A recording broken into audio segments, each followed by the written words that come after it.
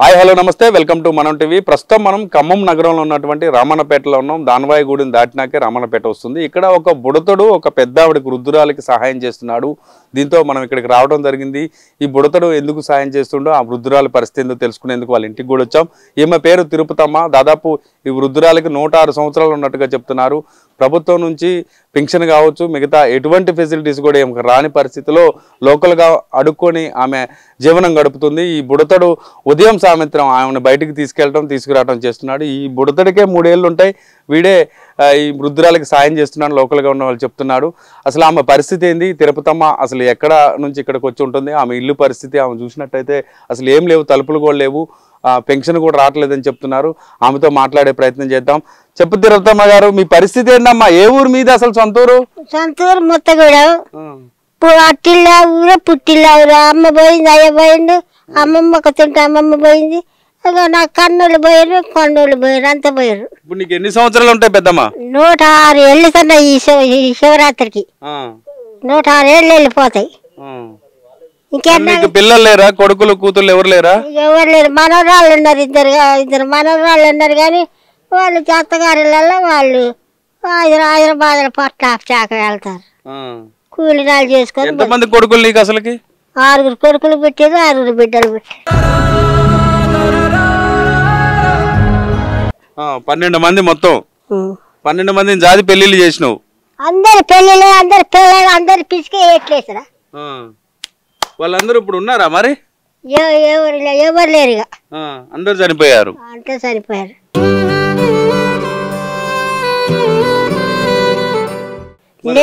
మరి ఎట్లా ఉదయం సాయంత్రం భోజనం మరి నీకు ఎట్ట వెళ్తుంది?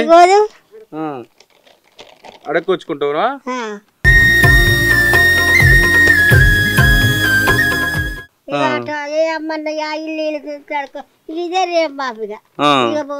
అదేలే పెద్దమ్మ. మరి ఈ బుడ్డోడు నీకు వీడికి 3 ఏళ్ళు ఉంటాయి, వీడే నీకు కర్ర పట్టుకుని తిప్పుతుండు రోజు? 3వ ఏడు నీకు సాయం చేస్తుంటాడా? నాగరేజ్ కొడుకు అది తిప్పుతుంటాడా నిన్ను అటు ఇటు? కానొస్తే చెప్తానే ఉంటాడు.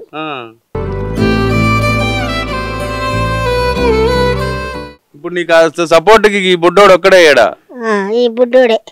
మరి ప్రభుత్వం నుంచి ఏం అందట్లేదు అమ్మ? రేషన్ గాని పెన్షన్ గాని ఏం రావట్లేదా నీకు?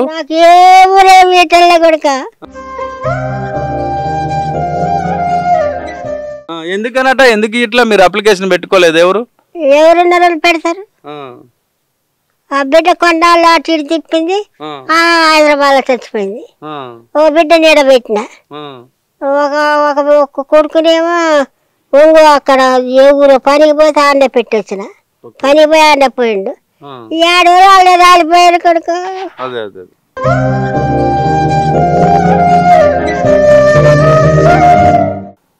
మరి పెద్దమ్మ, మీ కుటుంబ సభ్యులు ఇంకెవరు లేరా? వేరే మీ చుట్టాల్లో గాని ఎవరు లేరా మిమ్మల్ని చూసుకోవటానికి? ఉండే ఎవరు చూస్తారు మాకు? చిన్నమ్మ కొడుకులు ఉన్నారు, పెద్దమ్మ కొడుకులు ఉన్నారు. ఎవరు పట్టించుకోవట్లే? ఎవరు పట్టించుకోవట్లే కొడుక. అసలు తిరిగి చూస్తేగా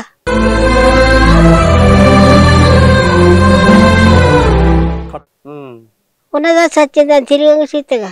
మరి ఇప్పుడు ఇల్లు ఏంది అప్పుడు కట్టుకుందేనా ఇల్లు? మరి తలుపులు కూడా లేవు కదా, ఎట్లుంటాం అమ్మా? ఈడ పాములు గినక ఏం రావట్లేదా మరి? జాగ్రత్తగా. మన రేత్రి ఖర్చుపోయింది. అయ్యో, ఇగో వాసింది, నెత్తిరి వెళ్ళింది. అట్లనే ఉంటాను. మరి ఏం చేయను? భగవంతుడి నమ్ముకున్నా ఉంటాను. ఇక భగవంతుడి దండం పెడుతున్నా ఉంటాను. ఏం చేయను మరి? ఇల్లు వచ్చిన దగ్గర నుంచి ఇట్లే ఉంటున్నావు ఇక? నాకు ఇల్లు రాలే, ఇల్లు లేదు, వాకిల్లు లేదు. మొత్తగూడ ఇల్లు ఉంటే మా మేనమామ కొడుకు ఆవరించుకుంటూ పట్టైపోయింది. అది మరి ప్రభుత్వాన్ని ఏం కోరుకుంటావమ్మా? మా ద్వారా నీకు ఏం చెప్పమంటావు ప్రభుత్వానికి నీ గురించి? మీ దయ, ఇక మీ దయ, మీ పేద పింఛను కూడా ఇటలే.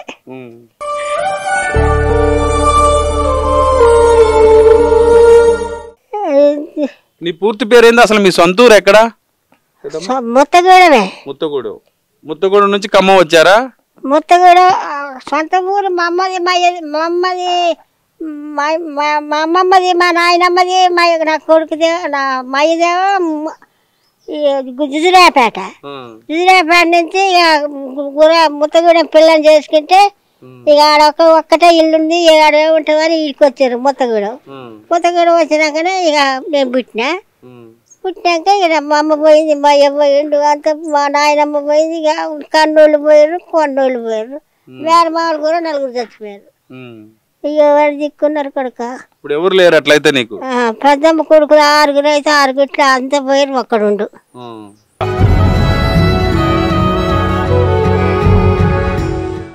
ఎవరు లేరు కొడుక. ఉదయం సాయంత్రం 2 పూట్ల పోయి తెచ్చుకుంటావా భోజనం? ఇట్లా అందరు నడుపు ఇదే ఇక సాయంత్రం దాకా ఇదే ఇక తుంచుకుంటే తింటా. అంతకలే ఉన్నారాడు ఇటు ఇలా తండ్రి అన్న మా అమ్మమ్మ అన్న పెట్టిస్తుంది అంత. వీళ్ళు ఎవరో ఒకళ్ళు దగ్గర ఉన్న వాళ్ళు సాయం చేస్తున్నారు.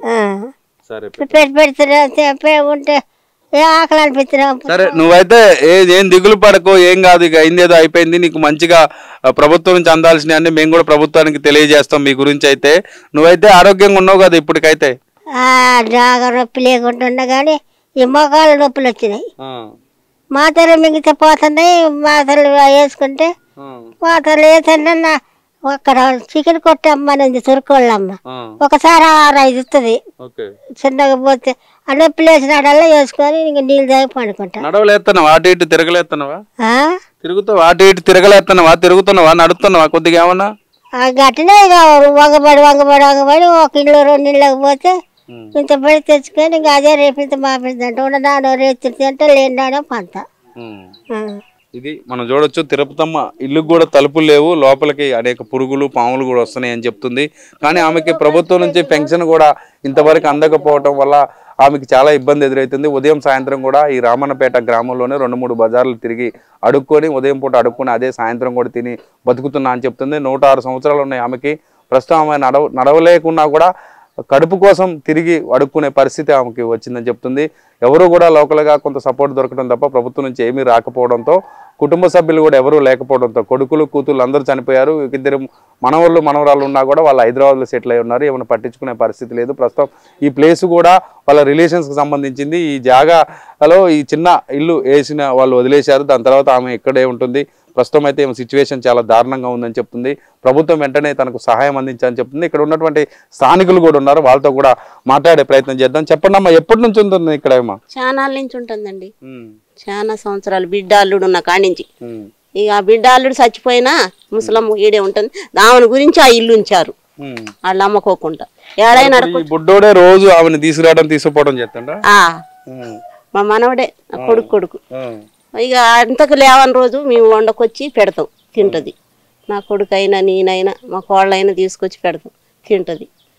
అన్న మరి ఇక్కడ లోకల్ గా ఉన్న వాళ్ళు ఎవరు ఆమె ప్రభుత్వం దృష్టికి తీసుకెళ్లేదా? లోకల్ గా ఉన్న అధికారులు అంటే లోకల్ ఉన్న అధికారులు కూడా చూస్తున్నారన్న. కాకపోతే ఏంటంటే తనకి కళ్ళు ఒకటి కనపడవు. గవర్నమెంట్ పథకాలు ఏమన్నా అందాలంటే ఫింగర్ ప్రింట్ వేద్దామంటే ఫింగర్ ప్రింట్ రావట్లేదని చెప్తున్నారు. సరే వాళ్ళ ప్రయత్నం వాళ్ళు కూడా చేశారు.